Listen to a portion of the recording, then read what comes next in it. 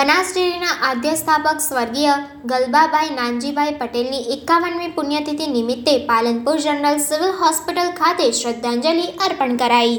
એશિયાની સૌથી મોટી સહકારી ક્ષેત્રમાં સૌથી વધુ દૂધ સંપાદન કરતી બનાસ ડેરીના આદ્ય સ્થાપક અને સહકાર પુરુષ સ્વર્ગીય ગલબા કાકાની 51મી પુણ્યતિથિ નિમિત્તે તારીખ 3 જાન્યુઆરી 2024ના રોજ બનાસ મેડિકલ કોલેજ અને જનરલ સિવિલ હોસ્પિટલ પાલનપુર ખાતે શ્રદ્ધાંજલિ કાર્યક્રમ યોજવામાં આવ્યો હતો, જેમાં સંસ્થાના ચેરમેન પી.જે. ચૌધરીની વિશેષ ઉપસ્થિતિમાં અધિકારીઓ, કર્મચારીઓ અને ડોક્ટરો, નર્સિંગ સ્ટાફ ઉપસ્થિત રહીને પુષ્પાંજલિ અર્પી હતી. આ પ્રસંગે સિવિલ સુપ્રિન્ટેન્ડન્ટ ડોક્ટર સુનિલભાઈ જોશીએ સંદેશ આપતા જણાવ્યું હતું કે બીજા લોકો માટે જીવન જીવે તેનો આત્મા અમર થઈ જાય છે. બનાસ ડેરીના આદ્ય સ્થાપક સ્વર્ગીય ગલબાભાઈ નાનજીભાઈ પટેલે ખેડૂતોની નિસ્વાર્થ ભાવે સેવા કરી હતી, તેથી તેઓ યુગોયુગ સુધી અમર રહેશે. તેઓ હંમેશા માટે ગરીબ લોકોને મદદરૂપ થયા હતા અને બીજા લોકો માટે ત્યાગ ભાવનાથી ભરેલું જીવન જીવ્યા હતા. ગલબા કાકા કરુણાના પ્રતીક હતા. વિધવા બહેનો સ્વાભિમાનથી જીવન જીવી શકે તે માટે બનાસ ડેરી મુખ્ય આધાર બની હતી. તેના થકી અસંખ્ય લોકોને રોજગારી પણ મળી છે.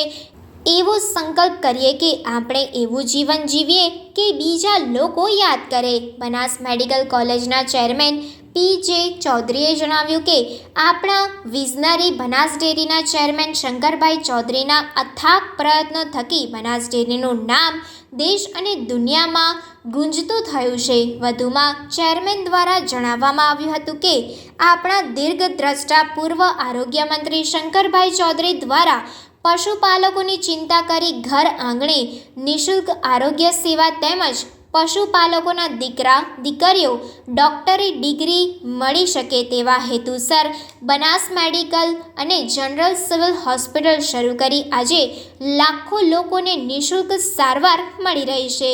આપણે સહકારી ક્ષેત્રની મહાન સંસ્થામાં કામ કરીએ તે આપણું સદભાગ્ય કહી શકાય.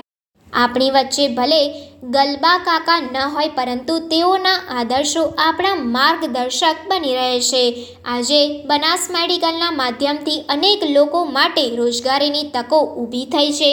બનાસ ડેરી દેશમાં સૌથી મોટા ફલક પર પહોંચી છે, ત્યારે બનાસકાંઠાના દામા બાદ હવે જિલ્લાના અલગ અલગ તાલુકાઓમાં ગોબર ગેસના નવીન 4 પ્લાન્ટ નિર્માણ કરવા જઈ રહ્યા છે, જેના થકી મહિલાઓ ઘરે બેઠા દૂધની જેમ છાણામાંથી પણ આવક મેળવી શકે. આ પ્રસંગે ડૉક્ટર સુનિલ જોશી, ડૉક્ટર જવાહર ચંદાણી, અબ્બાસભાઈ, જિગ્નેશ પટેલ સહિત સ્ટાફ ડૉક્ટર્સ તેમજ નર્સિંગ સ્ટાફ હાજર રહી શ્રદ્ધાંજલિ અર્પણ કરાઈ હતી.